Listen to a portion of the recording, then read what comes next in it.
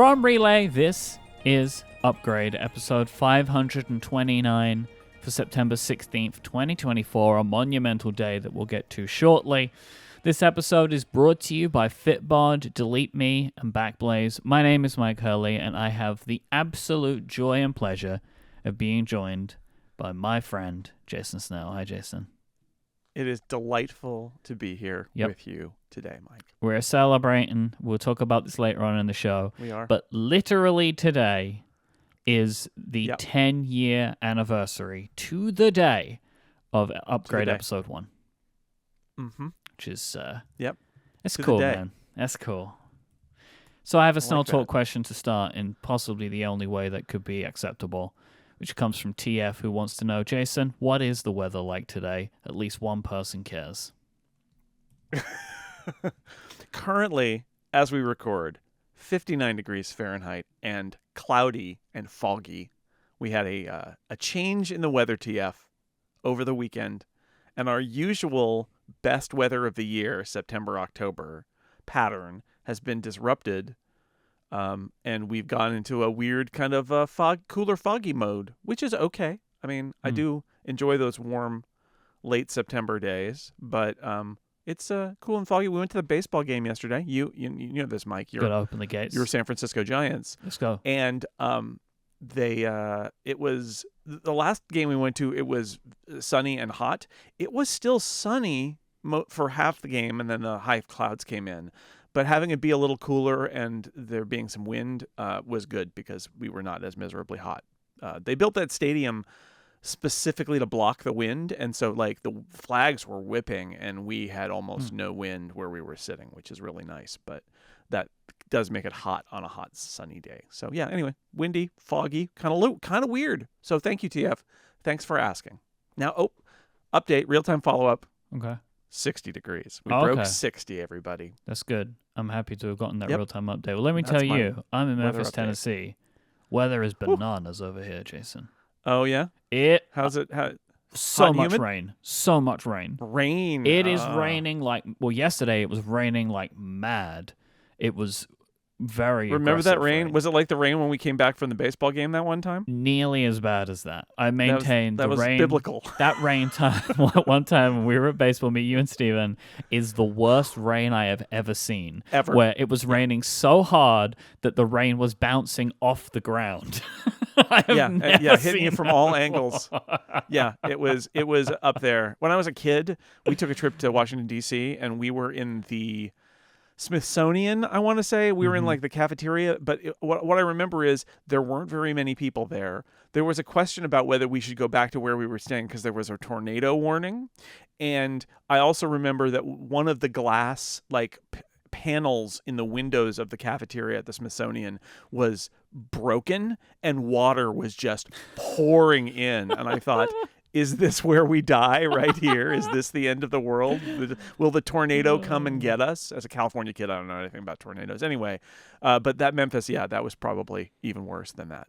And it's cold. It was we were cold in a truck yesterday going down too. A road. Cold, raining. Really? Yeah. I think Stephen was saying it's like the tail end of a hurricane. Like there is a hurricane. Oh yeah, and, there was Memphis that hurricane. is just getting the rain of it all. But good news. Mm-hmm. For the rest of the week, and I will be joining you in Memphis. The rest of the week, this is now the Memphis local weather segment, just letting everybody know. Yep. Highs in the mid to upper 80s. So it's going to warm up, and all that moisture that's down in the ground is going to come out and make everything nice and humid. Yum. So get ready for that one. Yummy. It's going to be temperature of 80 feels like of 150. Something like that. Yep. I'm Hope sure. your raincoat has a raincoat. Yeah. Woo. If you would like to send in a Snell Talk question for us to open a future episode of the show, please go to upgradefeedback.com. I am in Memphis right now because this Friday, September 20th, at 12 p.m. Eastern Time to 12 a.m.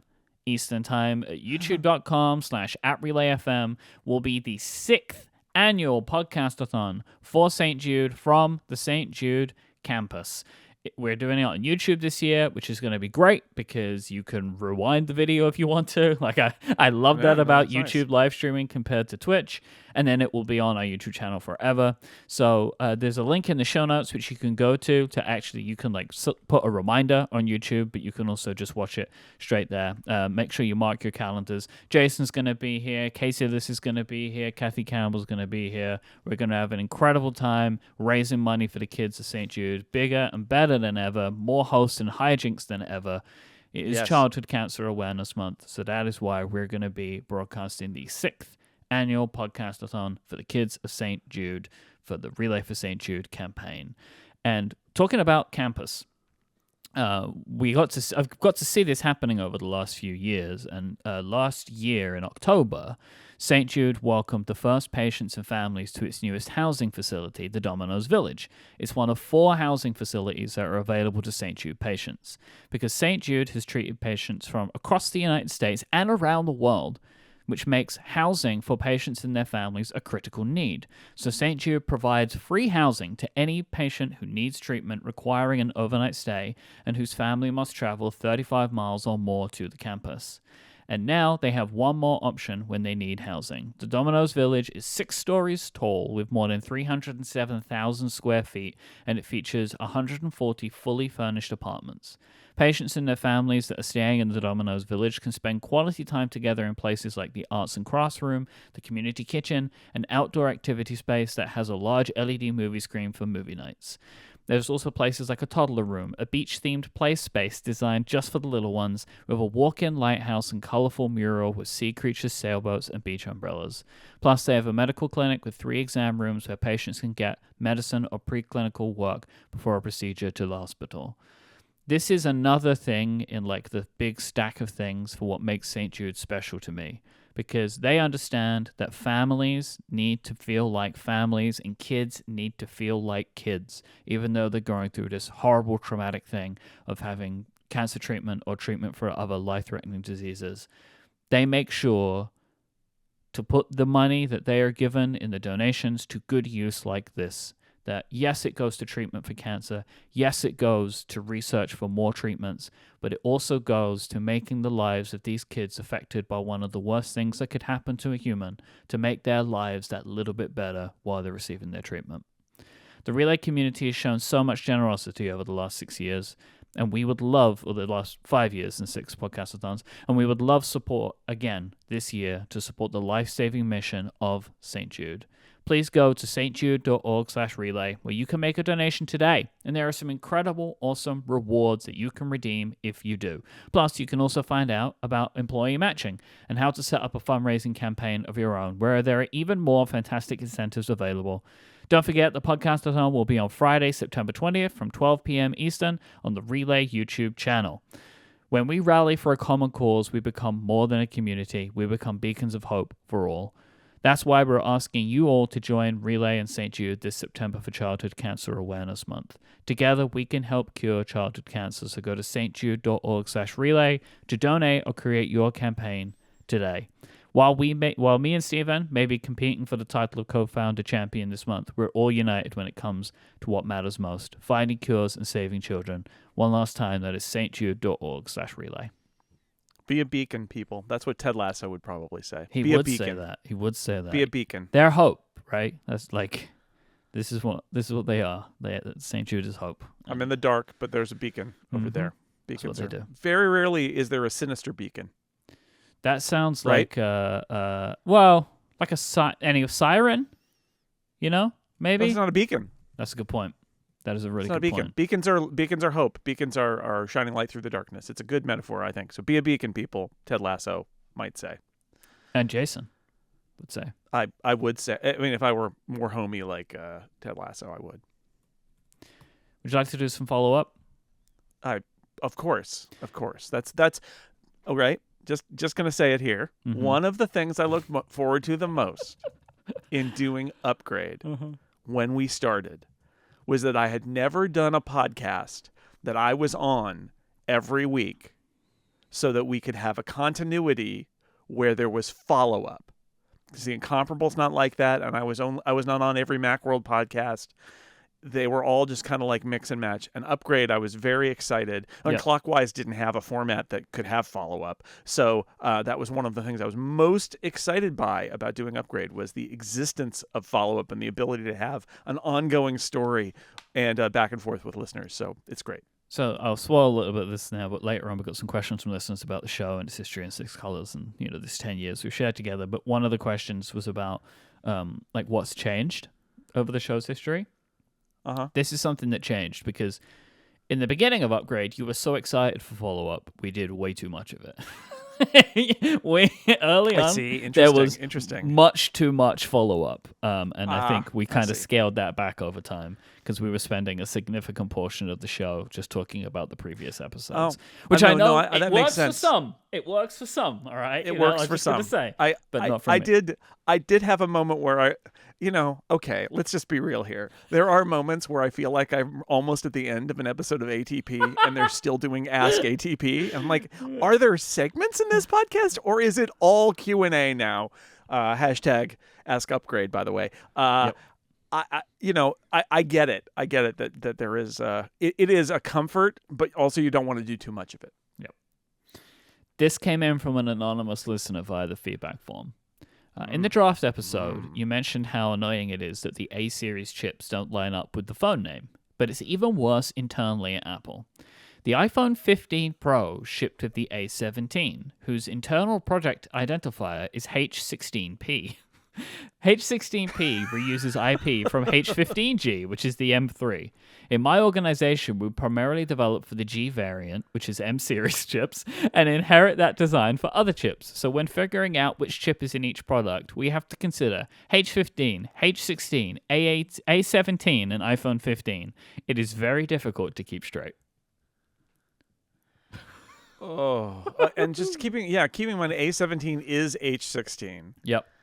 Which is based on an H15. Which is the M3. Running, I'll point out, it's also running iOS 18. Mm-hmm. I recommend that people inside Apple begin constructing, if they haven't already, a bingo game. Okay. Where you have various letters and numbers on a bingo sheet and see if you can connect them all to various products, because that's what this sounds like. Yeah. I've got H16 and M3 and A17 and I15 and that's a bingo. It's wild. That's wild. It's, you know what? Internal is internal. I get it. I find it weird that Apple hasn't synced this stuff up externally, because there's like confusion in communication to customers, I think, when you're getting 18 on your 16. It's like, why am I? But it's got a 17 in it. I know what? Huh? Johnny Saruji confirmed in an interview with YouTuber Giga1 that the iPhone 16 and 16 Pro have 8 gigabytes of RAM. He spoke about it very specifically, very openly, and talking about why they needed to move to 8 gigabytes, what it enables for Apple Intelligence, and then all of the other benefits that may come from having this amount of RAM in an iPhone. So they did it. They said it. They've actually said it. Yeah. This doesn't... I think what's interesting in thinking about our draft versus, for example, the Rickies on Connected and other games like that, is that we have very specifically limited ourselves to the event video. And that leads to some interesting calculations and calibrations. For example, both of us missed on the announcement of the OS release date, which is today. Mm-hmm. But they didn't mention it. They just put it out in a press release. And I think that's part of the strategy, is like, what does Apple deem worthy of mentioning in the video? And honestly, my opinion is that there are details that Apple used to care about, not just... I know people are like, oh, well, Apple doesn't... It omitted a bunch of stuff from this video. We noticed that. I think that Apple is recalibrating as well for the fact that they're doing this video. And you know what? That watch the film, watch the event, all of that stuff like stays on their website for a long time. I think they viewed the live event as more of a press download. And now they are more and more leaning into the film as being even higher kind of level. And like the day the OS release comes out is not at that level. They're like, that's in the press release. And I think we're going to see more of this, actually, where these details are going to end up leaking out later. That they're just going to say, look, obviously there needs to be more higher memory environment and more memory bandwidth, and that might be as detailed as they get. And then sure, there'll be an executive interview the same day, the next day there'll be a press release where they'll actually release stuff that is beyond, like way beyond what's in the video, because I think my observation anyway is that I feel like the videos are getting less specific intentionally because they're on a path toward being more of a commercial than they've ever been.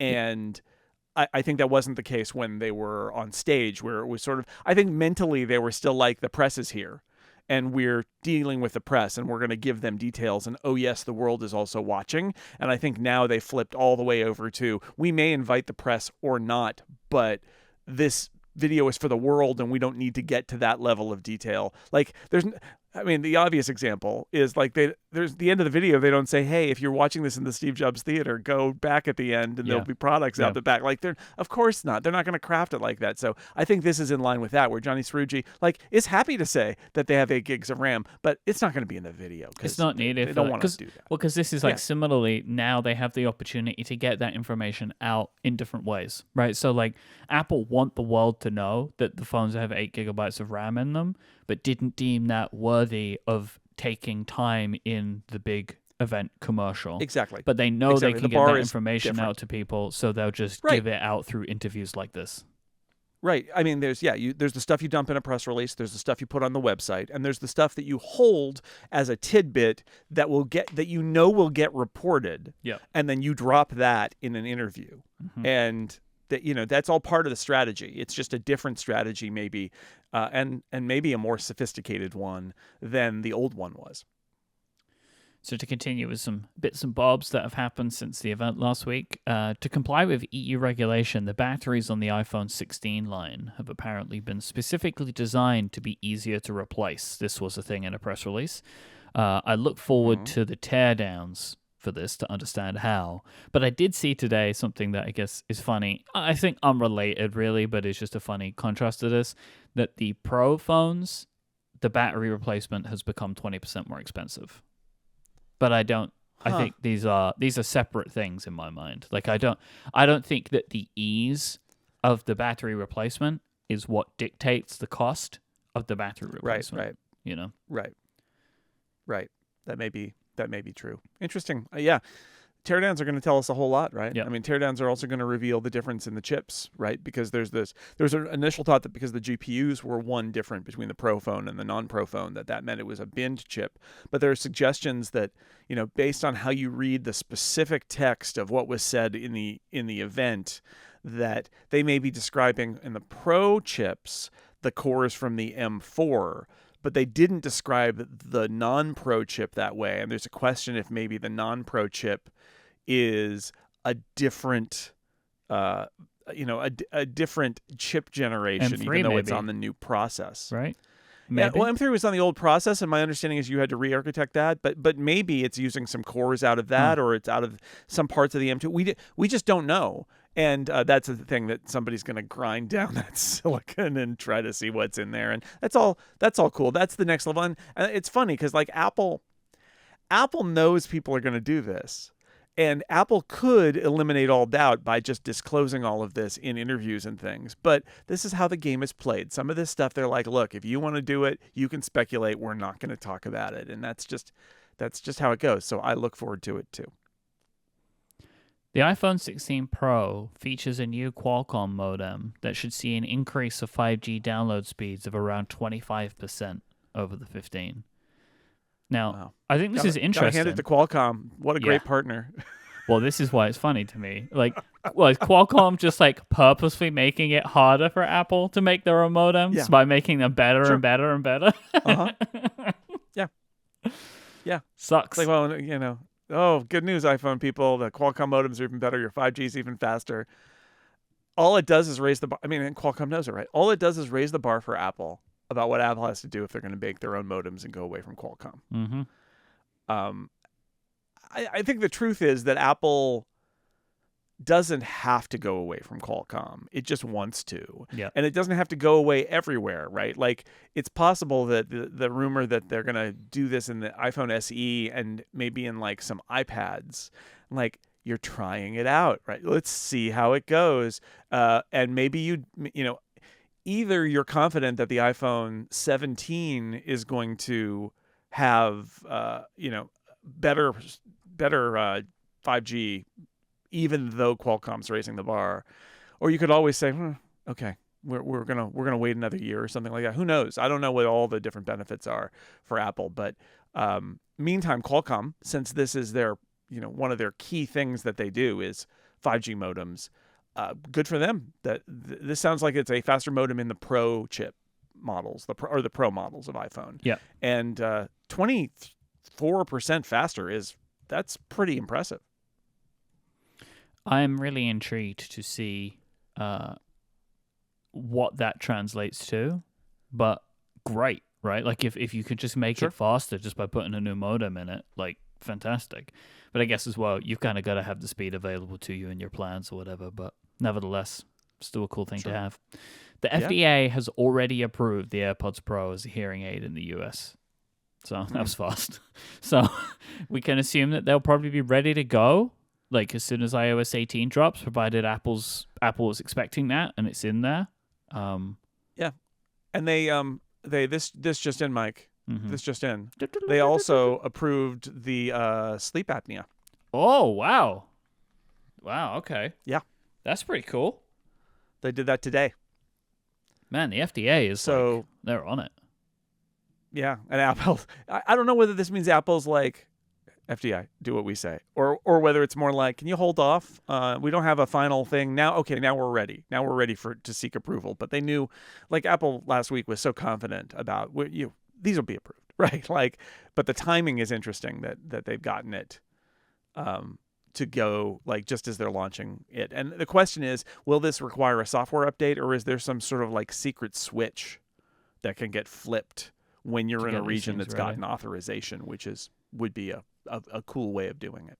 This reminds me of, do you remember like way back in the day when Apple had to work with, was it the FCC? And they ended up creating a new process for submitting things secretly, which wasn't a thing that they had. Right, because that was the story when the original iPhone came out, is that one of the reasons they announced it way before they shipped it is that they had to go through a public FCC process to get the radios verified. Yep. And so the iPhone was going to be leaked by the FCC if they did that. And so the story is that that they did it early and then sought FCC approval. And not great, not ideal. But you're working with a public agency, but at the same time, the public agency knows that industry does not necessarily want all of their stuff to be disclosed by the public. So until the disclosure time happens. So I'm sure that there's something going on here, whether some of our listeners who are in government could probably tell this, whether this is a wink, wink, nudge, nudge kind of situation, or if there's literally a process where the company says, we're seeking approval, but we're not ready to ship the product yet. So can we hold off and you can release your final evaluation when we're ready to ship? Is that official, or is that more like an understanding between these groups? I don't know. Cool, though.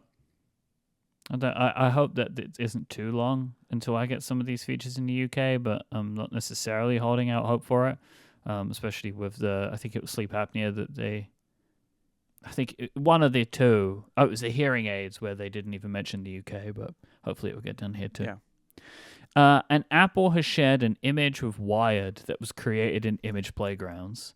Apple is calling this the first public image that has been seen outside of Apple's original demos, and it is supposed to represent Craig Federighi's dog celebrating a birthday. Mm-hmm.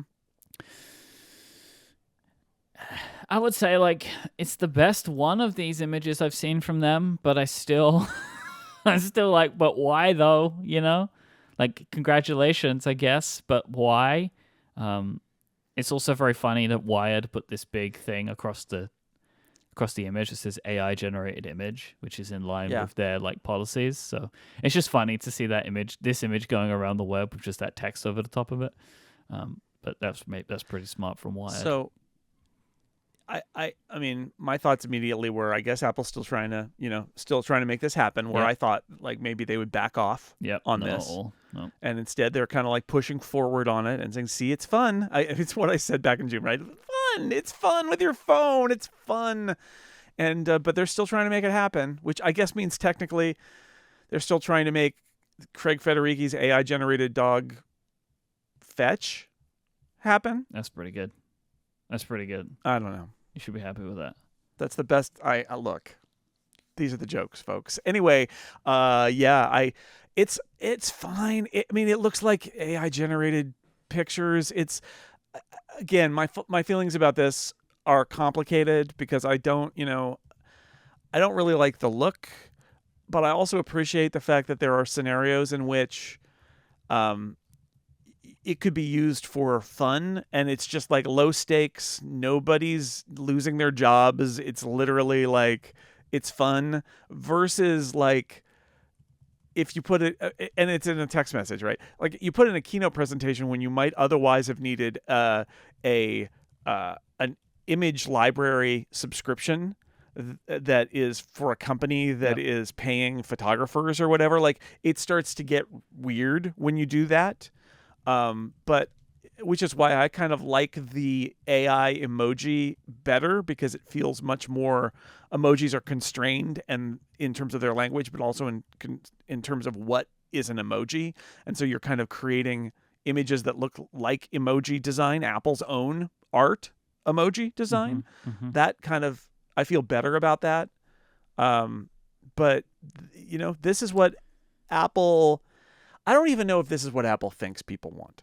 I think this is what Apple is afraid people want and that will be used against them by their competitors. And so, I watch football over the weekend and Google's got lots of pixel ads. I don't know. Now you're in America. You may see more of these and maybe notice them and find them interesting. But like they are pushing circle around something to search it on AI, which is clearly Apple's thing with the camera control is going to be an answer to that.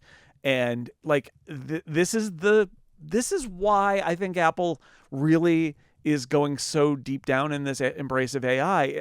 I think it's not that Apple is convinced that people want it. I think Apple is afraid that people will want it and that it will be used against them by their competitors. And so I think there's a scenario, I don't know what you think about this, but I think there's a scenario where a year or two on, we realize that 90%, I mean, maybe not 100%, but like 90%, 80% of these AI features are a dog. No offense to Craig Federighi's dog, and nobody wants them, and they're pointless, and why? And then there are a few that are really good, and then they're like, oh, this is what people want. But we're not at that state now. We're at the stage now where it's like, what can we do with AI? Let's shovel it out there. And if you're Apple, you're like, oh, I really don't want to do that, but we're going to get killed if this stuff is popular because we're so far behind years away. We better do it. And we'll see. Yeah. We'll see if offering it to make images of a dog at a birthday party or your mom as a superhero to the public is one thing, but like, is this just Memoji? Is this just Slofies?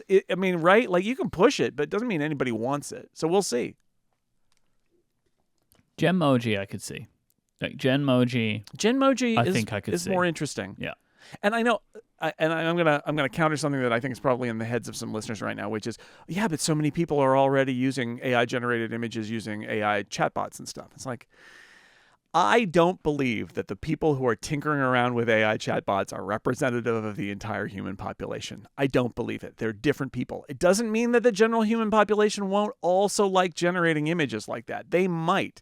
But the people who are tinkering around with chatbots are computer nerds. I'm sorry. Even if they don't know it, they are. Anybody who's like, I will talk to a chatbot now. Yeah. I just don't think that represents the vast majority of the much more low-tech smartphone using populace. So I don't think we know. And maybe they will love it. Maybe they will. But these companies have tried other stuff that seemed fun. When I mentioned Memoji and Slofies, those were both, hey, fun with your phone, yay, kind of features, and they went nowhere. So we'll see. Yeah, we'll see. This episode is brought to you in part by our friends over at Fitbod. If you're looking to change your fitness level, getting started can be pretty complicated, or it can be daunting. And that's why I'm pleased to let you know that Fitbod is an easy, affordable, and approachable way to build a fitness plan that is made just for you. Fitbod understands that everybody has their own path with personal fitness, which is why they use data to make sure they customize everything to suit you perfectly. Fitbod adapts as you improve to make sure that every workout is challenging and interesting while pushing you to make the progress you're looking for. Superior results are achieved when a workout program is tailored to your unique body, experience, environment, and goals, and these are all stored in your Fitbod gym profile. Fitbod tracks your muscle recovery so you can avoid burnout and keep up your momentum, and it builds your best possible workout by combining AI with exercise science. They have analyzed billions of data points, and they have all been fine-tuned by certified personal trainers. One of the things that I really love about Fitbod is that when I'm presented with a new exercise, I get instructions on how to complete it, but also videos. These are shot from multiple angles, so I can be absolutely sure that this new exercise that I'm learning, I'm going to be doing it correctly. And this is, again, one of the things that makes me confident, and it's built up my confidence of exercise because I know that Fitbod has got my back. Your muscles improve when they work in concert with your entire musculoskeletal system. Overworking some muscles or underworking others can negatively impact your results, so Fitbod will track your muscle fatigue and recovery to design a well-balanced workout routine. This also means you won't be getting bored as the app mixes up your workouts with new exercises, rep schemes, supersets, and circuits. The app is fantastic and easy to use. You can stay informed with Fitbod's progress tracking charts, weekly reports, and sharing cards, and it integrates with your Apple Watch, Wear OS smartwatch, and other apps like Strava, Fitbit, and Apple Health. Personalized training of this quality can be expensive. Fitbod is only $12.99 a month or $79.99 a year, but you can get 25% off your membership by signing up today at fitbod.me/upgrade. So go now and get your customized fitness plan at fitbod.me/upgrade. That is fitbod.me/upgrade for 25% off your membership. Our thanks to Fitbod for their support of this show and Relay. So today, let's do the Betails. Woo! It's the Betails because it's new OS day around here, so it's these kind of, as we're recording right now, I think they're still in beta because they're not available, but they will be available by the time this episode comes out, and it's okay because the 0.1s are also still in beta and will remain in beta until they release next month, right? Yes, so very sure. good point. Okay, there's always more betas. And this is probably a historical day because today, iOS 18, iPadOS 18, watchOS 11, macOS Sequoia, and visionOS 2 are released. This is probably the most released from Apple ever, like the most operating systems in a day, because we now have visionOS in the fray. Mm-hmm. You have written what reviews have you written this year? I have a macOS review, an iPadOS adjunct to Dan Moren's iOS review. Okay. I have a piece that's going up later about my feelings about the new changes to the Photos app, and then Dan's got his iOS 18 piece. I want to write something about the watch. I haven't gotten there yet, and it may be in conjunction with the actual new watch as well. And I need to write more about visionOS, although I already wrote about when that visionOS 2 developer beta came out, and it's great. I don't know. There's nobody who is using a Vision Pro who should not be on visionOS 2. Bottom line. Yeah. Just do it. It's absolutely the right version. Just do it. Of it. Yes. What was it like to write the macOS review this year? I know that I've been talking to John Voorhees about his, and it seems like a bit of a struggle, to be honest. So one of the challenges is Apple Intelligence is hanging over everything. Mm-hmm. It's true of all of these reviews. It's just hanging out there. The main event is not here. This review release is like a bunch of the side stuff, but there's this thing that Apple has leaned on as the most impressive thing that they're doing, and it's not there, which is weird. Yep. So that's a weird feeling. And I would say also, yes, in the beta process, a lot of features were just sort of like being added as they went and being changed as they went. I felt like there was a lot of stuff that was way more movable this summer than it has been in the past, and that can be a challenge as well. Like so the way I've for the last few years, the way I've written my review is I write a public beta story, right? When the public beta comes out. So that gives me a few weeks after they announce to spend time with it and then write a story about the public beta. But the public beta, I'm not being judgmental about it. It's a public beta. It's early days. They've got the summer to fix things. That's why it's a beta. And so I will make observations about, this thing is missing. This thing doesn't work right. I don't know about this thing yet. And then in the fall, I come back to the close to final and I recheck everything and see what progress they've made. And I don't know if there's been an OS version that made more progress over the summer than Sequoia, where a bunch of stuff changed. And a bunch of stuff that I complained about in July is just fixed. So I deleted a lot of stuff from parts of it, which is good news, right? But it also shows you that they were shipping things in June that were, maybe they did some changes based on feedback, but I think a lot of it was also they were making changes because they were putting things in that were not feature complete in order to get them in the beta, and then they added them on as they went. So it's been an interesting process. Yeah, I haven't really spent any time with Sequoia, and I don't never really play around with the Mac betas anyway. But you were sharing some stuff with me, and I thought that you had just like a really good way of talking about there being this there's just this like cloud that's hanging over everything, which is the actual version of iOS 18, and more than and macOS. 15, sorry, right? all of the I keep thinking of that, but all of the point ones is what I was trying to say, right? Like all of the point ones for the major platforms include the big thing, right? Which is every year this happens. This has been happening for a long time, that like point 1, point 2, point 3 have features in them and we know they're coming. But it is much rarer for like what feels like the entire point of having the new operating system to not be in the initial shipping version. And you can kind of feel how you'd like about Apple Intelligence, but if you are looking at the company and thinking about the company in the way that we do, it is clear that this is actually what they care about. But they don't have anything to show for it today, which is... Yeah. This is also that function of the iPhone controlling everything. It doesn't make sense to ship iOS 18 right now.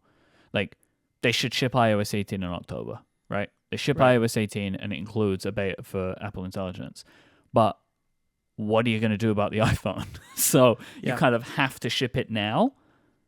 And it's just like one of these funny things about, like, we were always talking about this, right? How the iPhone just dictates everything. And that's why 0.0 of all of this stuff is coming out today, because the iPhone comes out on Friday. And they can't ship it with 17 on it. So here we are. Yeah, so here we are. Yeah, and it's... I could ask, are the intelligence features far behind enough that you had to delay them to October? I think what we're seeing here is Apple hedging.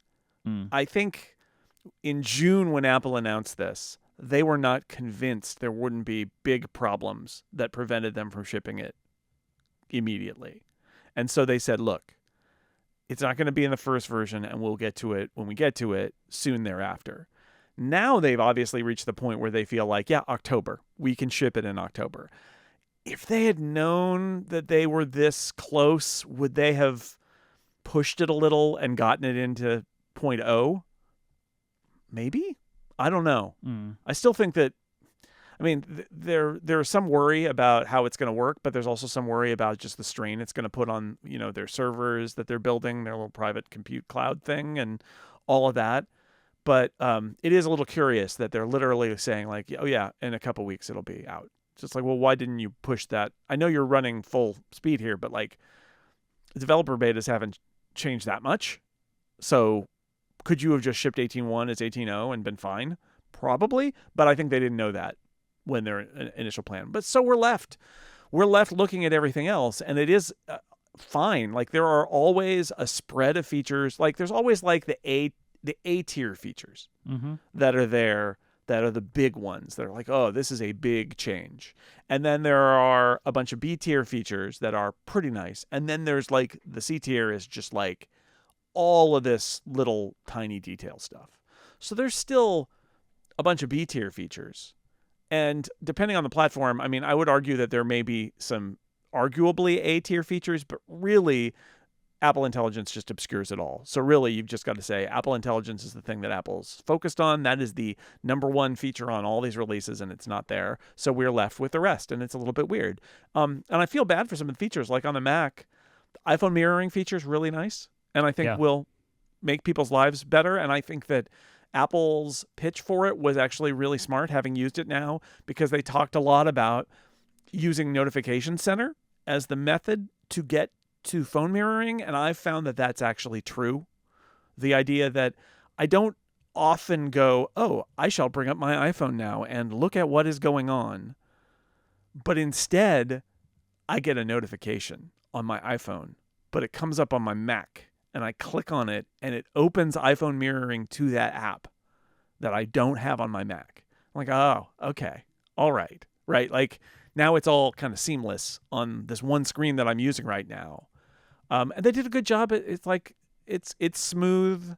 I've got some quibbles, but like in general, it works really well. They fixed a bunch of stuff in the beta. There was complaints I made about mirroring in specific, about like you couldn't edit the home screen. You couldn't add or remove apps and stuff. And they fixed that. You still can't access Control Center, which I find a little bit weird. And you can't force a rotation, which there are apps where they work in both formats, but sometimes it's better in one than the other. And if it supports both sizes, it will always stay vertical, which I don't love. What if you actually but in general, physically turn the device? Will it do it for you? No. Really? No. That's not related to the... No, because your device could be in standby and it's going to run the phone in vertical because most stuff is in vertical. So it's not... No, it's a thing that they should add. They probably will at some point because there are apps where that's nice to be able to force it into horizontal instead of vertical. They added their little window manager on the Mac, which I don't want to belittle it by saying, oh, they got a little window manager, but that's like the whole point. Is it's like the tiling stuff. Like it's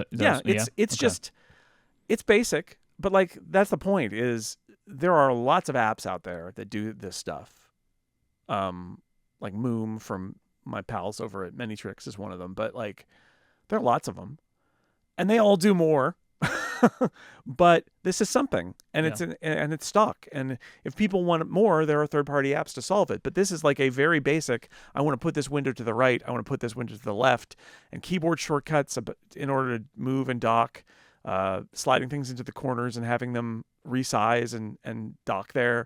Like, it's just nice. It's a well thought out basic feature that is not going to blow the third-party apps, the third-party utilities that really need this to be like, oh, I need it to be in 3 and I need it to, move this thing around when I hold down this key. And like, Apple's not going to do any of that stuff. It is once again just trying for like a simple addition for the masses. And it is that. And I don't think it needs to be a lot more complicated. I don't love the fact that you can't change the keyboard shortcuts that it applies and that they use the globe key, which if you're using a third-party keyboard, you kind of don't have. But again, nice Mac feature. The video conferencing stuff is nice. They have been layering on all the video that you take with your device, their own like video synthesis, right? So they had the effects that came in and the portrait effect and all of that.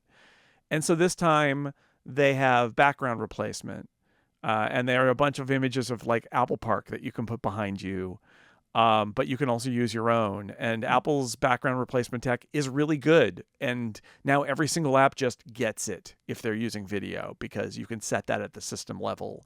And, they just keep kind of like ratcheting there. It's a nice little feature. Is it enough to upgrade on its own? No, but security updates are probably the reason you update on your own. And I mean, the list goes on. I'll throw out another one here. Safari.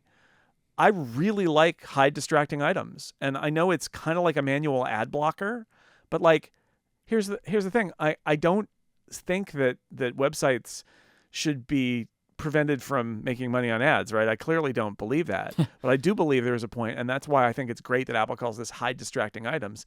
There is a point where you are trying to read an article, and right next to the words is a video, possibly even overlaying the words, is a video that is auto playing.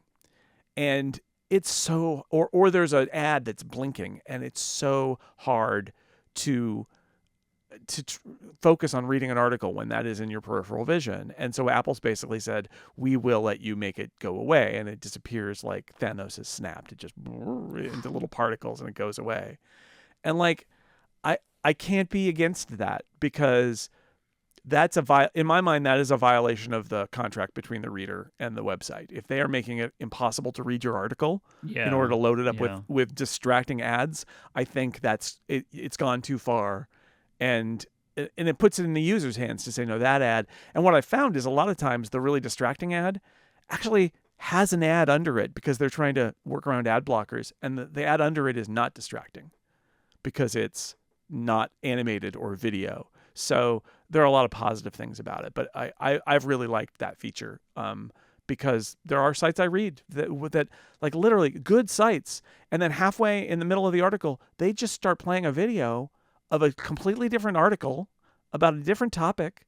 And I know why. I know it's there so that they can run a pre-roll ad and claim that people were watching that video, but it's muted, and like it's a ripoff. It's a ripoff to the advertiser. It's a ripoff. It's bad policy. And now as a user, I can just say, I don't want to see that, and it goes away. And then I can read my article in peace. Can I give you a quick hit list of the things that I like from the various betas that I've tried? Sure.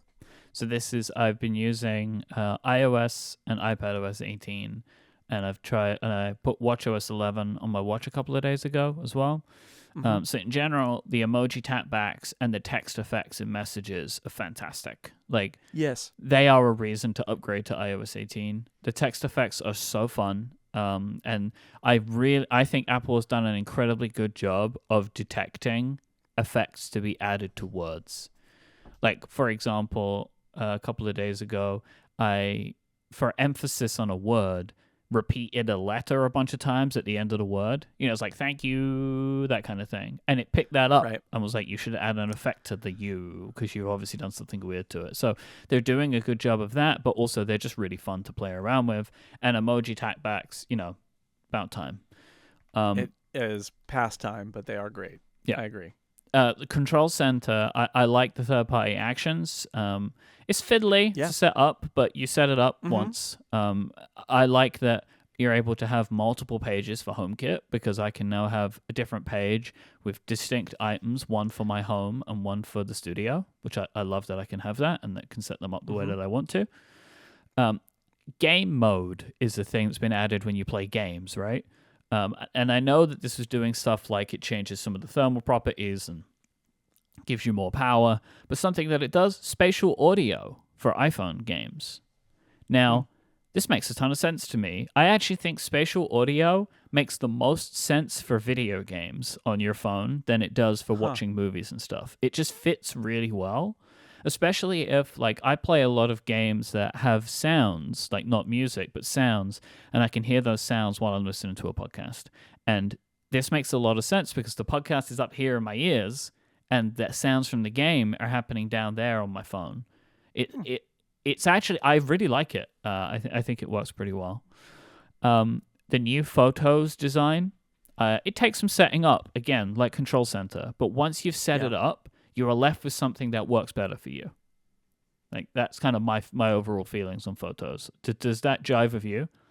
Yeah, and like I said, I wrote a piece for my feelings about this. There was a lot of initial backlash to the Photos design, and I think the initial beta was a step too far, because it was literally like you could scroll up or down or sideways. I was like, that's a lot of different things happening in one app. And they took out the scroll sideways, and now it's just it opens with two things: the library grid above and collections below.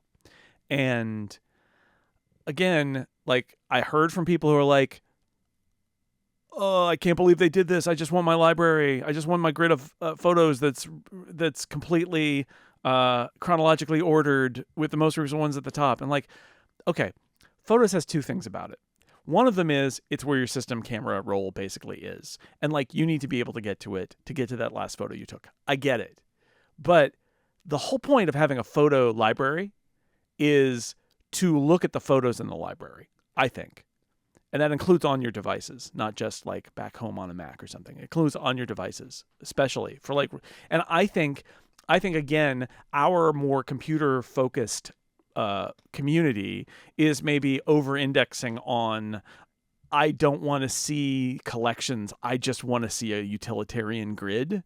And I just don't agree. I think the problem with Apple's, first off, there's this perception it's like, oh, it's just Apple's stupid machine learning stuff trying to recommend a memory for me. And that is on Apple, because that's how Apple pushed this stuff primarily, was with these memories that could be very weird labels, weird collections, and all of that.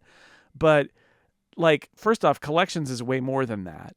And I think that a lot of them, if you want them to be utilitarian, you can actually make really great utilitarian collections. I would argue that Recent Days and Travel alone, and then People and Pets, where you can now make groups. So you can say, I want to see all the pictures of these 4 people together, and make a person group as well. Like, those are utilitarian. Those are, you could scroll back through a grid forever in order to find something. You should probably use search, which, by the way, is also incredibly better now than it used to be. You can just search for plain text, essentially, like, find me all the photos of Jamie on a beach in Hawaii, and you just type it and it comes out, and it's exactly right, which is amazing. That's cool. But the like Recent Days, like, you know, when you get to that open screen, yeah, you can scroll back. It's like, when you know, a few days ago I did this thing. Well, yeah, or you could look at Recent Days and go back 3 days and go, there it is, and tap and see all the photos from that day. Like, it is utilitarian. If you want to go beyond that, they're also generating favorites or generating memories and featured photos and stuff like that. And you can customize it, like you said. You can pin things. You can move the order around to make it be what you want. But like, Apple is trying to serve two purposes here, because Apple feels, and I think they're right, that hiding all of the curation behind a tab and having everybody's main interface be a featureless grid is a mistake. And they're right. It is a mistake, because it's bad user interface. Featureless grid is not the right way to do it. There are use cases where featureless grid is the right thing. It's the utilitarian, I need to go and find that thing I just did. There it is, got it, right? But like, if that's all Photos is, there's something wrong, because there's so much else going on. And I firmly believe that a huge percentage of regular users never tap on the tabs and are not aware what Apple is doing behind the scenes to organize their photos. And why do we have hundreds of thousands of photos in our photos library if it is not to look at them? And Apple trying to find ways to get you to look at them again and surface them is part of the reason the app exists. So I'm a big fan. I think this is the right thing to do.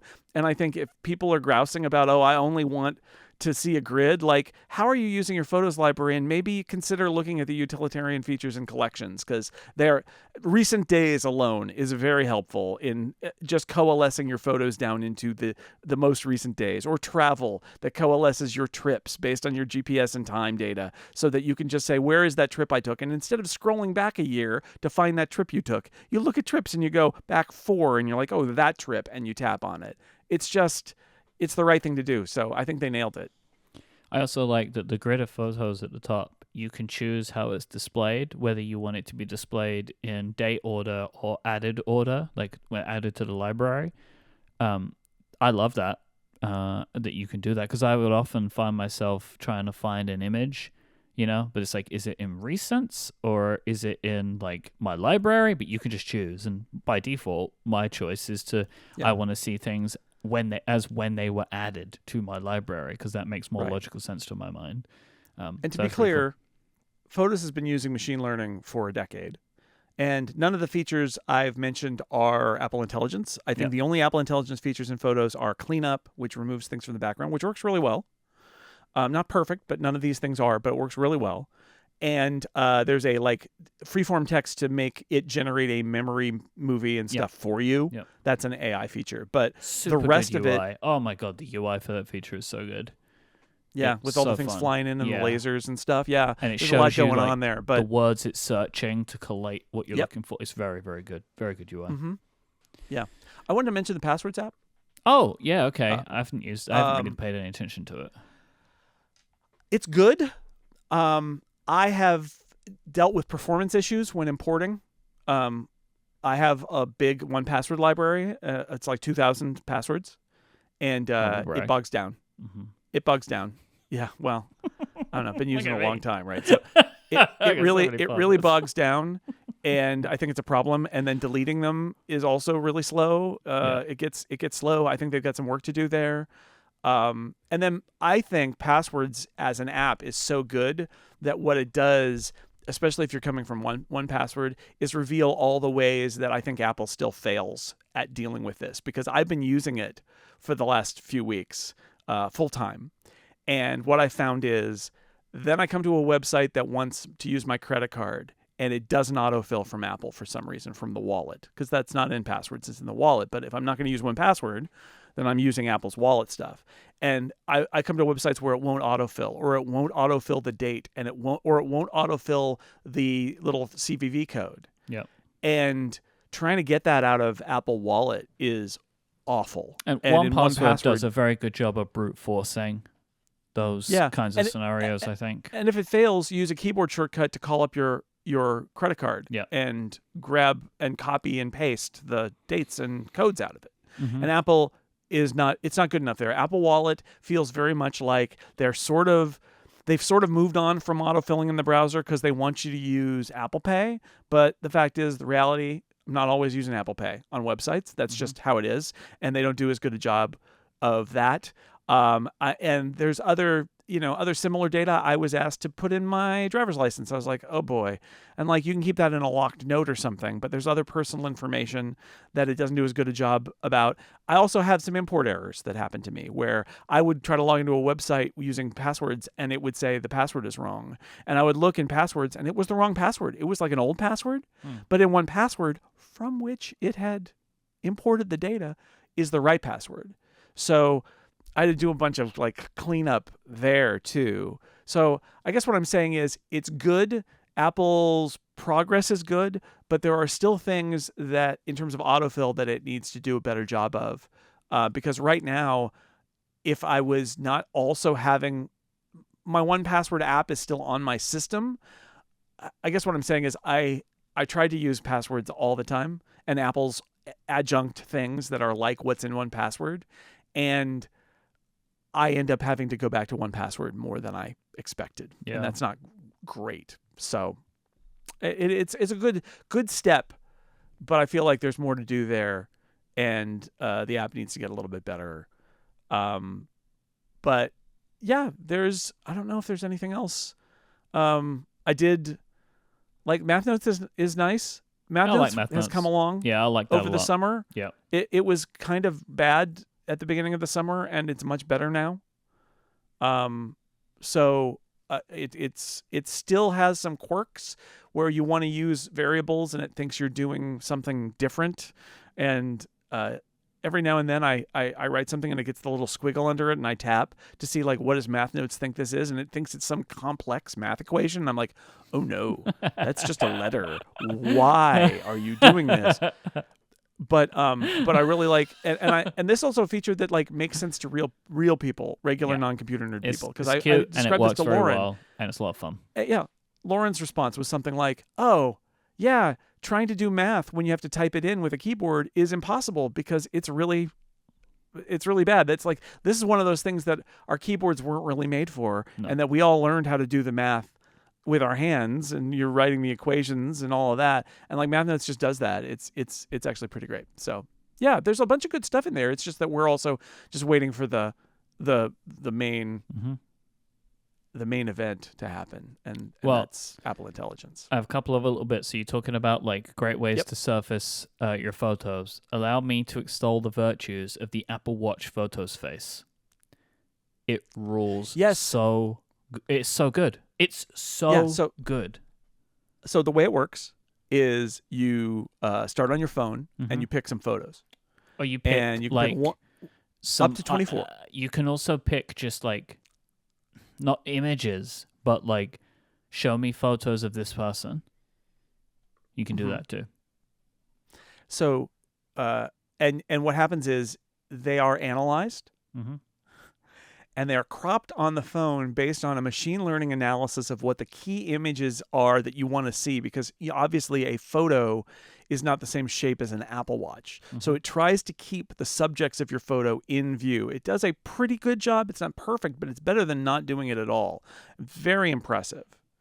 And you can also have the time be dynamic. And what that means is it will make the time bigger or smaller based on the content and the spaces around the content in the photos. And again, not perfect, but pretty good. For example, there's a photo that's got me and Lauren, and there's some space to the side, and it wraps it puts the time on the left wrapped, so it's the first 2 digits are at the top and the bottom 2 digits are at the bottom, because it knows that's the space it's squeezed into. But for another photo, we might be at the bottom and it puts it above, and it uses the depth effect to actually like have our heads be a little bit in front of the time. And then in another photo, it might say, I can't do that here, and it tries to put it in the least obtrusive place in front of us. But there's a lot of stuff going on for the new photos face on the Apple Watch. Yeah, my recommendation is, if you want to try it out, go in and set it up like it has like a few things. It's kind of like the lock screen, right? You can choose pictures of nature, I think pictures of pets, pictures of buildings, like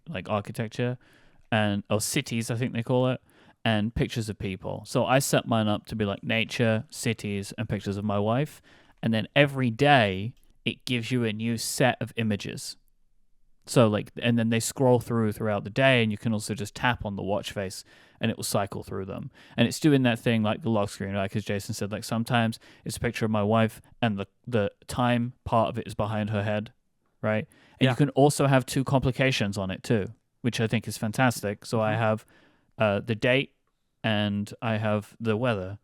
And I think now I'm like 90% sure this is going to be my watch face now, because it brings me happiness when I look at my watch. Like it's joyful to me because I get to see these photos of things that I care about.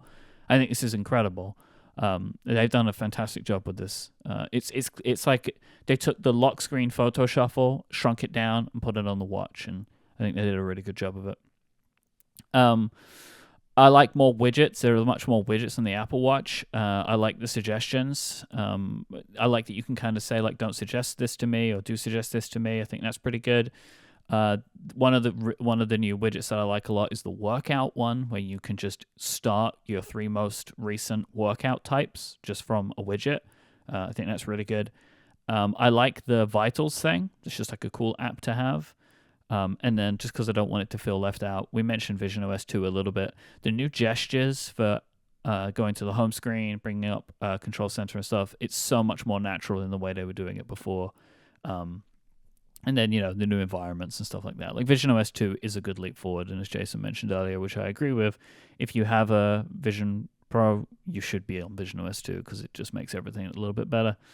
But yeah, this is part 1 of iOS 18. We'll be doing this all over again, I guess, in like a month. And then maybe again, like 2 months later, as we add in all these Apple Intelligence features. But some good stuff out there. Since this is a real retrospective episode as well, because it's our anniversary, I'm going to say I had a late idea when I was trying to figure out what the opening photo for my macOS review was going to be that I really like, and I've mentioned it in passing here before, so I'll just mention it here. It's an Easter egg, but I love it, which is it's macOS Sequoia, which is named after the national park, as we discovered when we were measuring for the California Bear Trophy. But it's also the tree. The park is named for the tree. Sequoia is the redwood, and there's a bunch of different kinds of redwoods. There's the giant sequoias, and there's the California coastal redwoods. There is a redwood tree in my backyard, a sequoia in my backyard.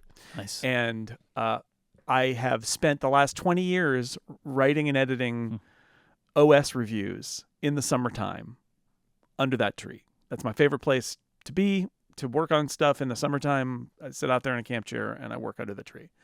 And it's a Sequoia. So my art for the Mac OS review this time is literally a Mac running the new awesome classic Mac screensaver under the tree because it's a Sequoia and it's Mac OS Sequoia. And I don't, it made me happy to be like, yeah, I got it. I know what I'm going to do. I'm going to show the tree. So there it is. Very nice. Tree. Me and my tree. This episode is brought to you by Delete Me. Have you ever wondered how much of your personal data is available on the internet? This is an uncomfortable thing to think about. Your private information could be out there, especially since there are data brokers who make it their sole business to harvest this data and sell it. But we have the right to be private, to stay private, and protect our privacy. And this is where Delete Me comes in. Delete Me is a subscription service that removes your personal information from the largest people search databases on the web, and in the process helps prevent potential ID theft, doxing, and phishing scams. You can sign up and provide Delete Me with exactly what information you want deleted, and their experts take it from there.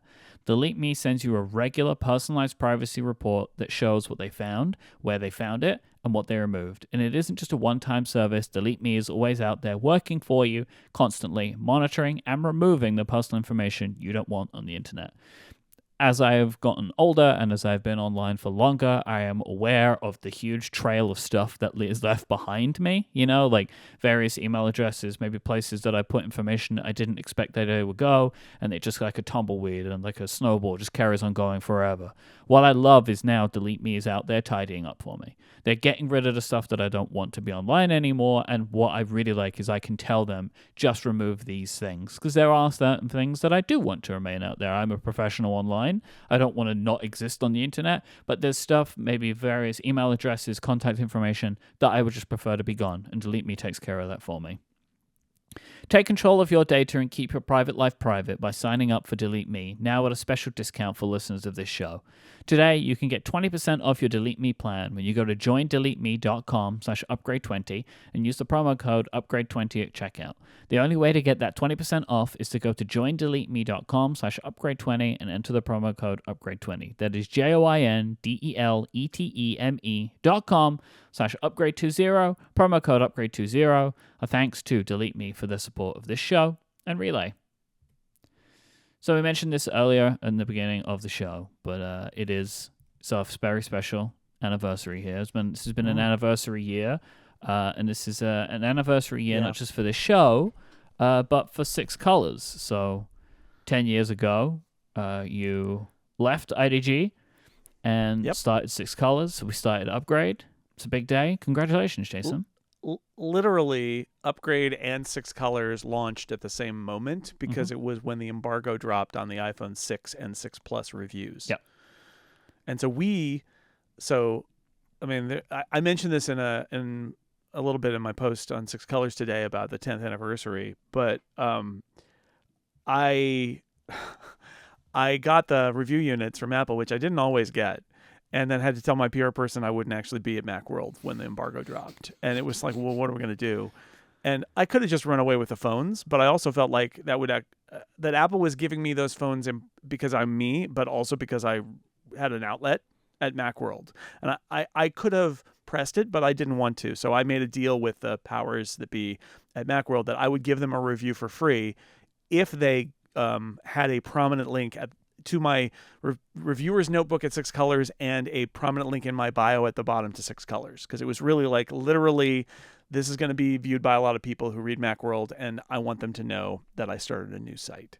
And so that's what we did. So I wrote the review for them, which disappeared from the internet and is now in Six Colors as of last week for reasons. And I feel like I own it because I wrote it for free, and they were no longer holding up their part of the deal, which is they were no longer posting it and linking to my site. So it's like, all right, well, I'm going to take that one back now.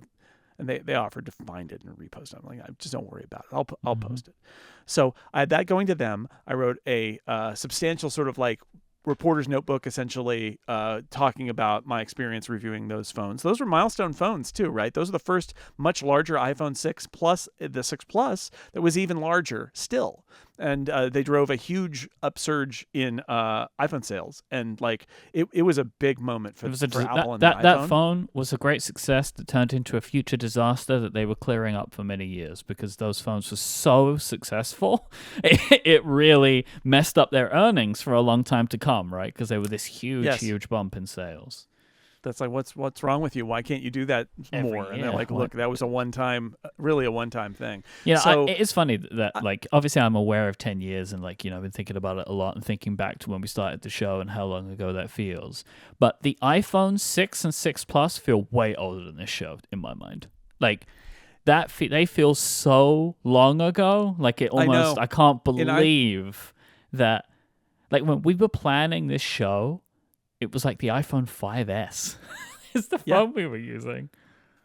Yeah. Wild. It is very strange. So yeah, all that stuff had to drop at the embargo time, which was like a month, like it was an afternoon embargo. I don't really know quite what they were doing there. They've changed it since then. But that was back again 10 years ago. Things were different. And so you, as I recall, were going to Romania. Is that right? No, I was in Italy. Oh, you were going to Italy. Mm-hmm. Okay. So you had a vacation. Mm-hmm. So what are we going to do with this? And so in the end, like, I went to XOXO Festival over that weekend. So it was like before that. So it was like the Thursday or whatever. It was very quick after the aftermath of me leaving IDG and all of that. Like almost immediately we had to record and talk about the iPhone because that was going to be our first episode and you were going to be gone on vacation. Mm-hmm. So we pre-recorded episode 1. Yeah. I posted it. I remember distinctly, right? Because we didn't really know what we were allowed to do. Like it was incredibly new for both of us, right? Especially me. Mm-hmm. I'd never been in that experience before. And we kind of tried our best to make it sound like it was happening in the moment it was happening. It was really weird because it's like, you can't make it sound like I knew about this before. No, it's recording. You're recording something in advance, but acting as if it was done at the release time, right? Yeah. Like, which is that's a thing, right? But that was, and we had no, it was our first episode. So it became this thing of like, well, okay, in the last week, I left my job of 20 years. Mm-hmm. I started a new website, which, again, we were recording before it was up. Started a new website, reviewed these phones, and we are starting this podcast, which we need to explain to people. And all of that happened, like, really in the course of a week. Yeah. All of these things happened. It was an absolute wild ride. And what I said on my piece on 6 Colors today is, I really, really, really wanted to take some time off. I was burned out and I wanted to take some time off. And the exact opposite happened, which is the moment I left IDG, I was working on launching my site and writing those reviews and recording with you and getting it all edited and set up so that we could go live. And that's just because the iPhone event is too big to ignore. If you're launching yourself into a new world of starting a podcast, starting a website and all of that, the iPhone week is the right time to do it. Yeah. So we did it, and I didn't get that little break that I always envy people with. They're like, I'm going to take some time and then do my next thing. I'm like, okay, must be nice. Yeah, I always find that weird too. It's like, well, wait, what are you going to do? Like, hang on a minute. Sit on a beach somewhere? Yeah. I mean, sounds nice. Yeah, it would be kind of nice to take that break, but it didn't happen. So yeah, so Upgrade 1 ended up being this really interesting combination of it being a 6 Color site announcement, new podcast explanation, and iPhone embargo review all in one. So I put out the call for some questions from Upgradians, and I've got a selection of questions from our listeners who wanted to get some of the thinking about us, some reflection. First comes from Aaron. Looking back, how have your interests in the tech products and companies that you cover changed, and how has this impacted the structure of the show? I think we did a lot of hedging at the beginning because we weren't quite sure. Again, Apple was in a very different place when we conceived of this show. Yeah. The iPhone had not exploded to the degree that it would with the 6. It was still sort of the size of Steve Jobs' Apple, and now it's the size of Tim Cook's Apple, right? It has been a huge change in what Apple is and what it does. And I think we were unsure where we would go, and so the initial description of the show was very broad. I think at the time I was thinking I would be interested in like Amazon Echoes and what Google was doing and the Nest and the Kindle and all of these like things that do interest me. But I was thinking, okay, honestly, you can't predict the future. Let's not limit ourselves, right? I think that was the idea, was just let's not limit ourselves. This could be, we'll see where it goes. And over the course of time, I think what happened is, I could look at this as a failure, but I don't think it was. I think it was I think it was dealing with the cards we were dealt, which is Apple exploded and got so big in so many different areas that a lot of that other stuff that I wasn't in many cases I'm still interested in, got pushed to the periphery because the concept of covering what Apple was doing in 2014 and in 2024 or even 2018, I feel like is totally different. That Apple just went in so many different directions that Upgrade became more of an Apple-focused podcast than I expected it to be when we started. I thought we would need to spread a little further and wider, and I think the truth is we could have, but we didn't. I mean, Apple just, there was so much that I think we didn't need to, and that the path Apple was on was so interesting that we needed to follow it, if that makes sense. Yeah, I actually think we could probably take a new crack at our show description anyway. I think it's still too broad considering where we are now. But I think that's the thing of like, over these last 10 years, it's like if you cover Apple, if they're your beat, there's more than ever stuff to talk about. There's more stuff than there's ever been to talk about. So, I think that we both keep a healthy interest in all technology, and we bring it to the show, but it always comes second to if there's big news with Apple to talk about, right? Because that is the bread and butter of the show. Yeah, and Apple has imprinted itself. I mean, Apple casts such a shadow over the tech world. It would be different if Apple was like off in a niche somewhere and was super weird, and this podcast was like, oh, I guess the rest of the world is happening, but we're only really focused on this corner case with Apple. Yep. But that's just not the case. Apple is huge. It is in the biggest or one of the biggest companies in the world, and people really care about it. It affects the rest of the tech industry. It affects the rest of the world. So yeah, I think that has led us in that direction. Our interests are broader than that, but I think that we would show it more if Apple was more esoteric than it is, but it's really central. So it's hard to avoid it. And what you said about Apple being your beat, I mean, that's the truth of it. Leaving IDG, the biggest change for me, and this is still the case, is I used to try to think about Apple as our beat and think holistically about how we were going to literally cover everything with a staff. And as a human being, a single person, and even working with Dan on 6 Colors, working with you on Upgrade, like Apple is actually too big for even it to be your beat. I mean, that's the thing. You end up having to choose what in Apple is your beat, because Apple is too much. There is just too much of it. Jonathan asks, you've both spoken about being so happy that the other person wanted to do a show with each other. So we both said that about each other. But I'd like to know, what was it that made the potential of doing a show together so exciting for you both? You tell me, Mike. You're Jason Snell. Like, oh, haha. No, seriously. That's not what I was looking for there. But that was the reason for me. Like, even 10 years ago, I was in a very different spot to where I am now. And there's a question a little bit later on where I might talk about that a little bit more. But my kind of position in our community was different. And I was someone I was starting to kind of establish myself a little bit. But there were certain people who sat at the top of the Apple focused tech community that we're a part of, right? That all of our listeners are a part of, you know. But you've got the content creators that we call now, but writers as we called them then, that sat at the top of that tree.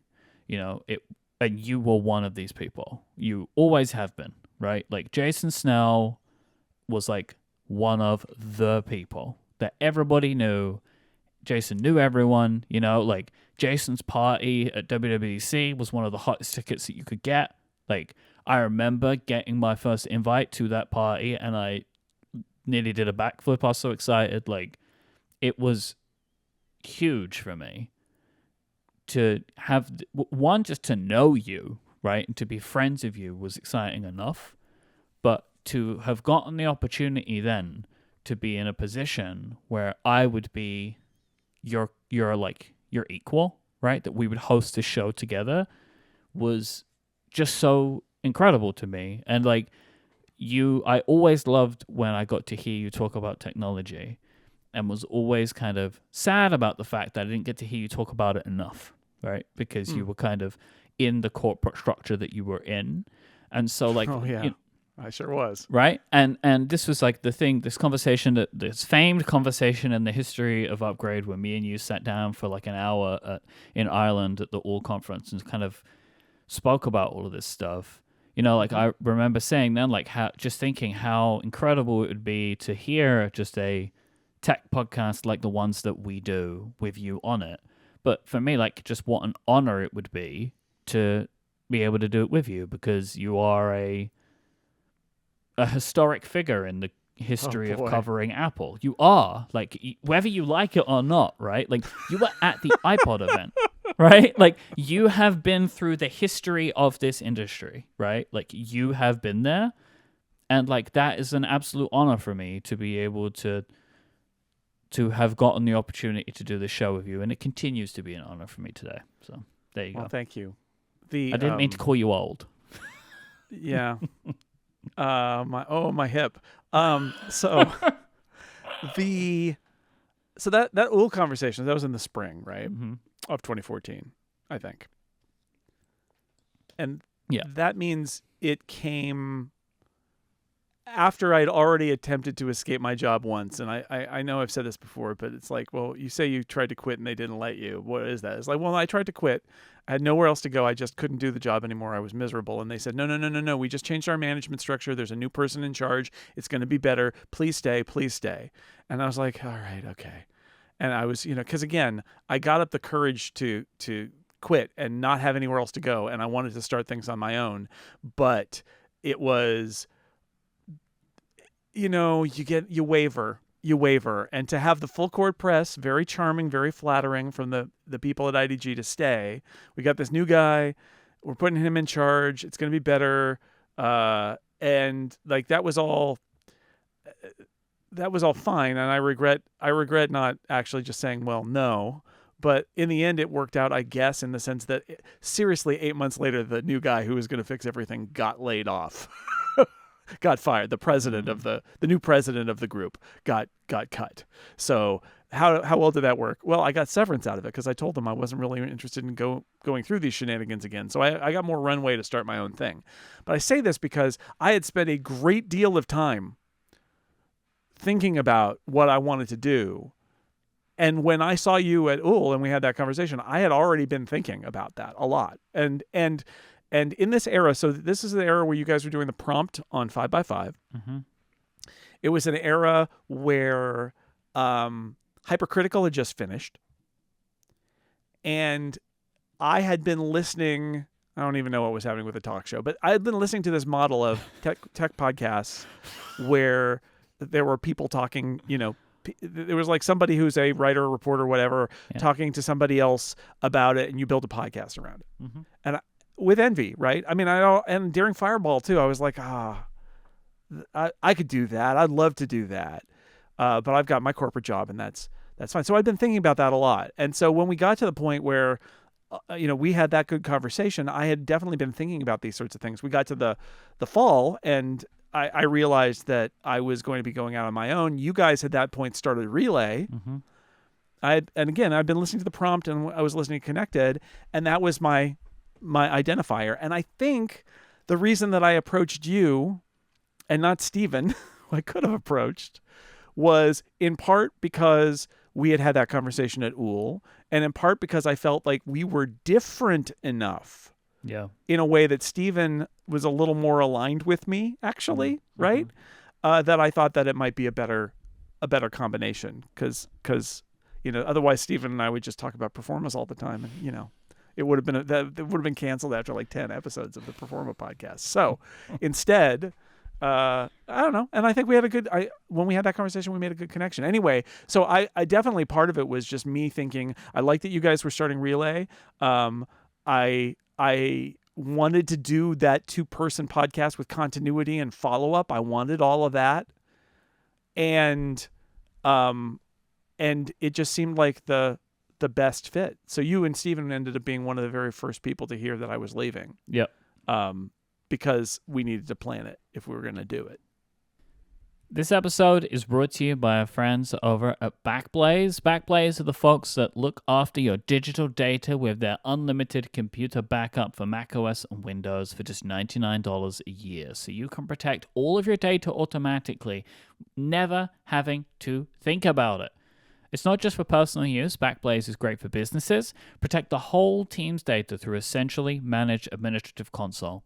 It's easy to deploy across multiple workstations with silent and link-based deployment options, and the Enterprise Control add-on includes granular access permissions, advanced single sign-on options, group management controls, and compliance support. You're in safe hands with Backblaze. They really know their stuff. They have been recommended by the New York Times, Inc. magazine, Macworld, PC World, Life, Wired, all the wires, Tom's Guide, 9 to 5, Mac, and more, and you can access your backed up data from anywhere in the world using their web app or their iOS or Android apps. It's a super handy feature. Backblaze offers multiple restore options, including rapid recovery via USB hard drives shipped to you in the event of data loss or ransomware, or you can go old school, restore by mail for a refundable fee with a hard drive with all of your data shipped directly to your door. I have been a very happy Backblaze customer for an incredibly long time. One of my favorite things about Backblaze is I never think about it. It's just out there. It's protecting all of my data for me. It's backing it up to the cloud, and I never even think about it. Backblaze has my back, and I know I can rely on them. It's absolutely rock solid. Whenever I've needed to restore files, it's been incredibly easy to do. I love that I have access to them via their iOS app if I need them to. It's an absolutely essential thing for me. I put it on my family's computers too. I love it. Go to backblaze.com/upgrade so they'll know that you came to them from the show, and they'll continue to support this show, which we'd appreciate.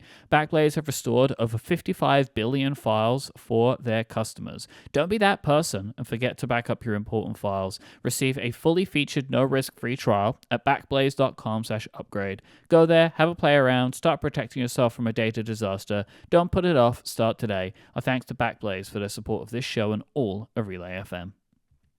I said the FM because I'm thinking old school, Yeah. Let's hear it. Switch on. Jerry says, are there any episodes that you have produced that could get me started with how to make a podcast of my own? And I knew we had done this, and I ended up finding it. It was episode 200. So a very long time ago now, in July 2018, because we were celebrating our 200th episode by answering some questions from listeners and also talking about how we podcast, why we podcast, that kind of stuff. I have no doubt that stuff is very relevant today, except for every time we say Skype, replace it with Zoom, and you'll be good. Yeah.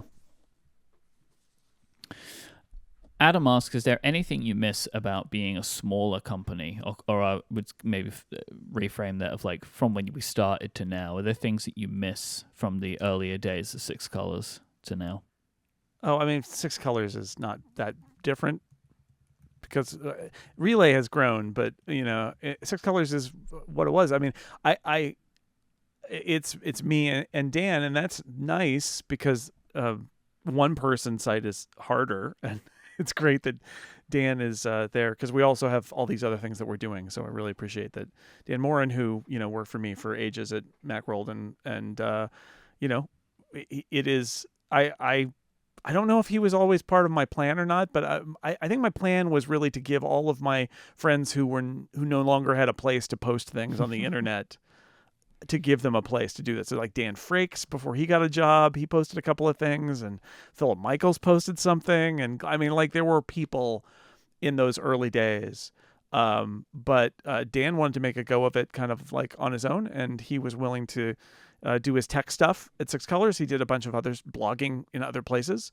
But so, the shape of it is not that different from the start. Like I said earlier, the big change is scope. That my old job was thinking big picture and having a team of people and trying to cover everything. And I think we did a great job. I think we assembled a great team. We had a lot of really amazing writers and editors, and Macworld and the Macworld website, especially, like, we really got to cover Apple kind of in great detail with a lot of different angles.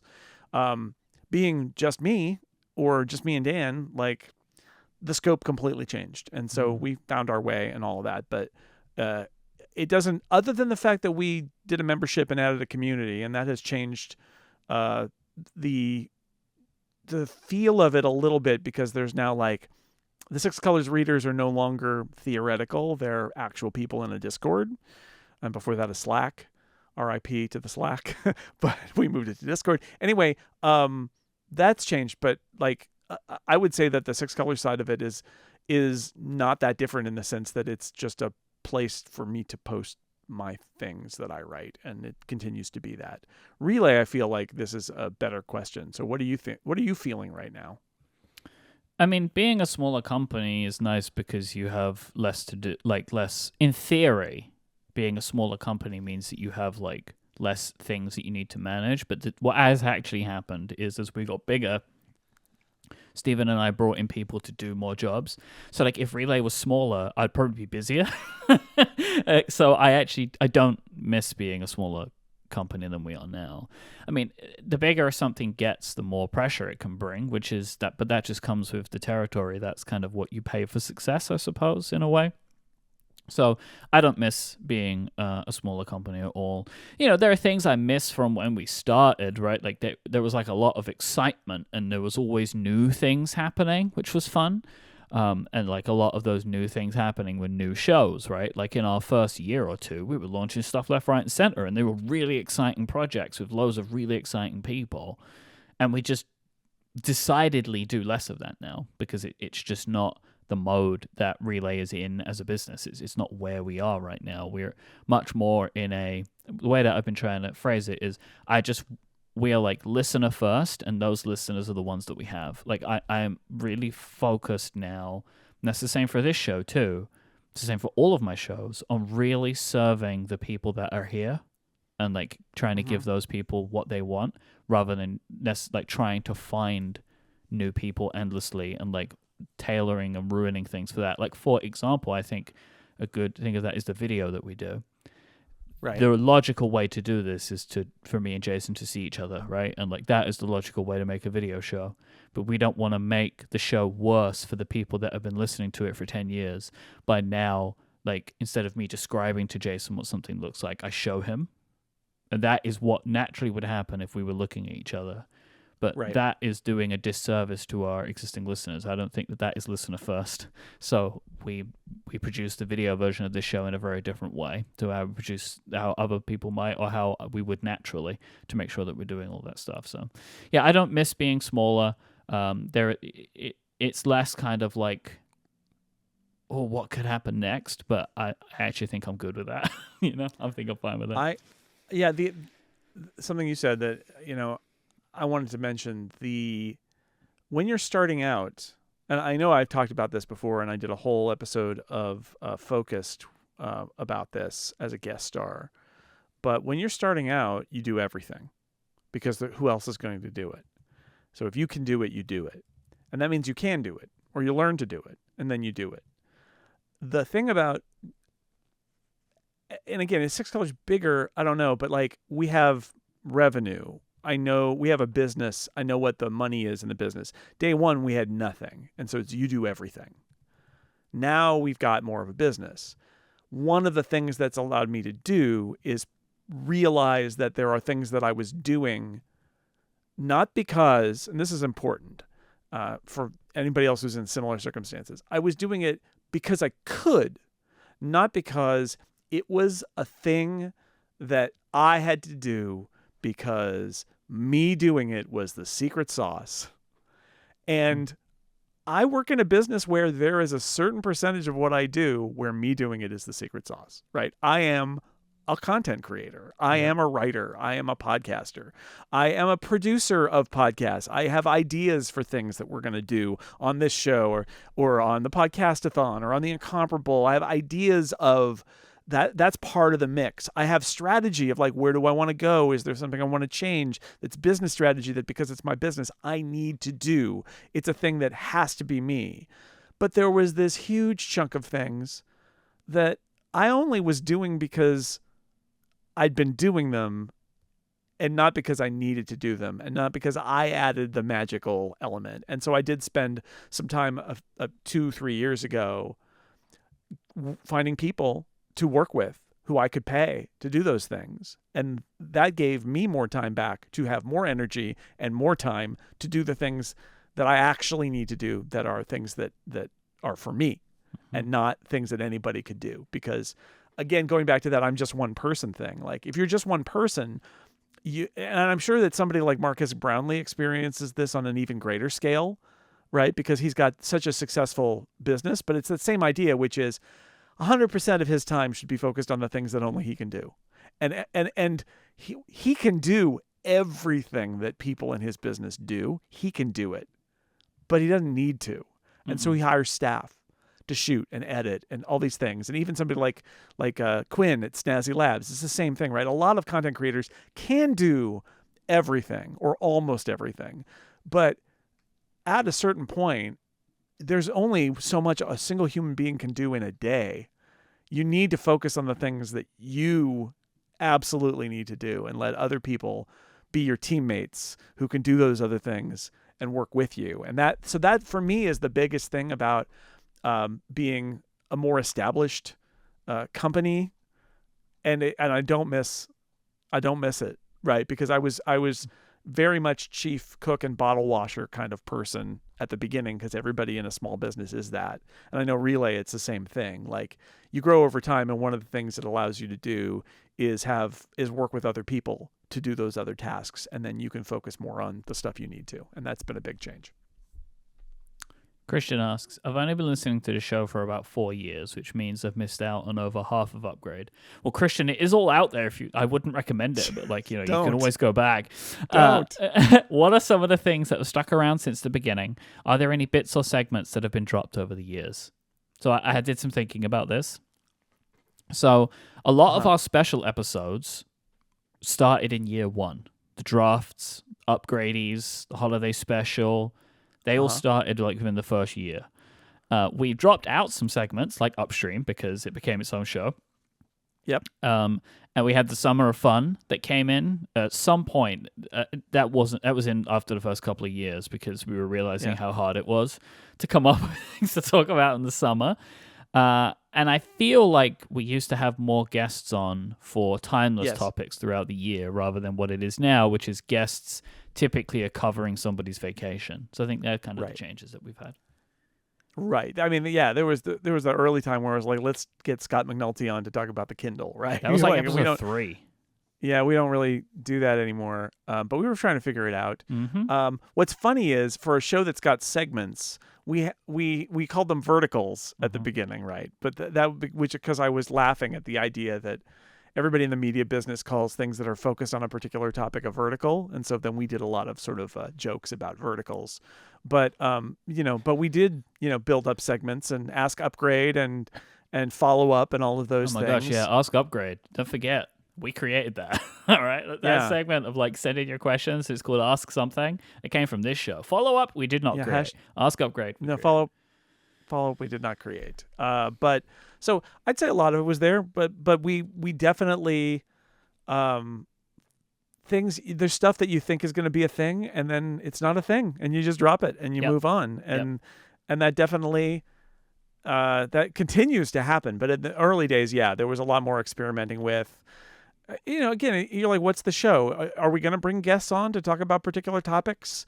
And And now, that the answer to that now is essentially no, unless it's a special episode or somebody is not around. We don't do that. I think a lot of that comes from me. This is my own personal taste.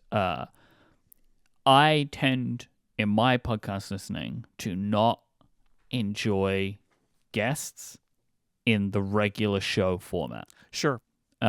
Sure. Because I think that you get joy and like you're attached to the hosts of the show. You just want to hear them. Right. So that's what I prefer. And so I kind of try and bring that to most of my shows, to be honest. And really, we only have guests where you need to. I agree. I definitely have that on some of my podcasts where there's a guest episode. I'm like, I'm not as into it because I'm into the hosts talking to each other, and that's what I like. Also, keep in mind at this point that, early on in our run, I was doing Clockwise, and I heard from somebody the other day who said, I didn't realize Jason used to do Clockwise. I was like, oh, man. Oh, my God. It's been so long. I'm the co-creator and original co-host of Clockwise with Dan. We did that together. We came up with the format together. We stole it basically from IDG under their noses. They gave us a permission to do it, and then executives regretted it later. But it's too bad. We were out the door. Don't try to stop us. And but that's 2 guests every week. Mm-hmm. And then when Steve and I did Download, we had guests every week. And let me tell you, nothing makes you not want to schedule guests like scheduling guests regularly. So Upgrade not having guests is not only good content-wise, but also I was at a point early on where I realized very quickly that the last thing I wanted to do was schedule guests. And Zach has made a point in the Discord, which I think will clarify a slight addendum that I have to my point, whereas Zach says, I think the Vergecast has done guests on the show while bringing in some other journalists for some segments. But it's like similarly, I think another relay host dropping into the show is less disruptive. For me, it's like when somebody comes into the show and they don't really have a rapport with the hosts because they're like a subject area expert or whatever, like that kind of stuff for me is like, we're kind of breaking things a little bit. So I just prefer in general. I get a lot of emails from those people and their PR people saying, oh, we sure do. Here's a Jason, I was so excited today. I was so excited today because I thought I was getting like an email that I'd be happy with for the rest of all time. So I'm gonna basically, I'm skimming this email. It's like one of these, like, hi, I'm such and such person. I do this and this and this. And I'm skimming it and it says Johnny Ive. And I was like, oh my God, it's happening. But no, it wasn't that. Johnny Ive was a guest on another podcast and they wanted us to drop it into our feed. There are people. What? But yeah, this happens all the time. I get these, like, we don't do a feed drop with this show. It's like, no, I don't ever want to do that. I don't ever want to do that. Like, we have gotten these requests from podcasts that you listen to, listeners, right? And I will never do this because I think it is a terrible idea. But I thought that someone was trying to bring Johnny Ive on the show, but that did not happen. Shame. Question from David. This is to Jason. Mike's been covering Apple for 10 or so years now. How do these years compare to your first 10? Well, so the difference is my first 10 would have been 93 to 2003. So my experience was weird dying Apple at death's door. Steve Jobs comes back, brings out the iMac, opens a bunch of retail stores, brings out the iPod on the way up. That is my first 10 years. Because you said, oh, you go back in history, but it's like, I was just I got a contact about like somebody doing a podcast about the day that the Mac was launched, the original launch of the Mac. And they said, oh, you seem to have been covering this. And I said, just to be clear, I was 13 years old. Just to be clear, I didn't touch a Mac until like several years later and didn't buy a Mac until like the 90s, the early, like 1990. So no, I don't go that far back. So my first 10 years was very much, I have made a horrible mistake because I loved Apple stuff, loved the Mac, doing something I love in media about something I love while it's dying. Yep. Like what? Because it's like the triple whammy. It's like I made a bad career decision. It's going to lead me to cover things that I don't care about because I like the Mac. My preferred platform is dying. The company that makes it is falling apart. Like, it was grim, folks. It was real grim. and then like a dream. I mean, seriously, if you had told me in the depths of 1997, like, oh, no, here's what's going to happen next. Now that they just bought Next from Steve Jobs, right? Like Steve Jobs is around. I'm like, yeah, I know he's around, but he's like, honor him. And then this person from the future would be like, no, you don't understand. Steve Jobs is going to take over, and he's going to turn the Mac around, and he's going to make it successful, and people are going to like be wowed by those products, and he's going to open a bunch of retail stores. I'm like, well, that sounds like a bad idea. It's like, no, it's a good idea, because they're also going to release a portable music player, a digital music player. I'm like, are you high right now, future person? Are you crazy? That will never. And they're like, no. Listen to me. By the time you've been in this business a decade, Apple will be on the upswing. It'll be making lots of money. It'll be a lifestyle brand. It'll have cool music and ads. It'll have retail stores everywhere, and people will come into the retail store to buy the little music player, and they'll see the Mac and they'll fall in love with it, and they'll be like, oh, I guess maybe I should buy a Mac too, and everything is about to change. And then I won't even tell you what happens in the next decade, but it gets even wilder then. I tell you, that person, I would not ascribe 1% chance that they were right. Like, it was not good. It was bad times. It was very, very bad. So the unlikely thing that they had the comeback story, and that it began in 97 and just sort of went from there, where at the end of my first decade covering Apple, they were basically on the upswing and headed for, we didn't know it at the time, but they were in iPod heaven, and retail was really growing, and so the Mac was really going, and OS X was out, and that changed the game for the Mac a lot too. And then, upswing to the iPhone eventually. You, in the last 10 years, we talked about it, have experienced the inflationary period of Apple, where it went from being Steve Jobs' company to being a colossus striding the world. Where Tim Cook is referred to in journalism circles sometimes as being one of America's ambassadors to China, in the sense that when relations between the two countries are not always that great, Tim Cook has good relationships with people in China and understands them. Like, that's bananas. That fact that most of Apple's feuds are not with its competitors, but with countries and regional governments. Like, that's what I think that's what's happened in the last 10 years. So it's really dramatically different. And there's a decade in between there that set the stage for that. But like, this has been, I think Upgrade has really been the chronicle for the last 10 years of what has happened to Tim Cook's Apple, where everything is the stage set by the decisions that Steve Jobs made early on in his return to Apple and in the launch of the iPhone. But like, the moment where the iPhone really kind of blew it out and caught fire and was just, not literally caught fire. I keep saying the iPhone's exploded. People are going to take me out of context. That's not what I mean. It's a metaphor, people. Breaking iPhone 16. So it's like that, for me, that's the story of the last 10 years, is just like Apple has gotten so much bigger and so much more influential and powerful because of this huge growth in primarily the iPhone, but then services on top of that, and the Apple Watch and the AirPods on top of that. And it's just kind of like, it is just a very different company than it was 10 years ago. What do you think?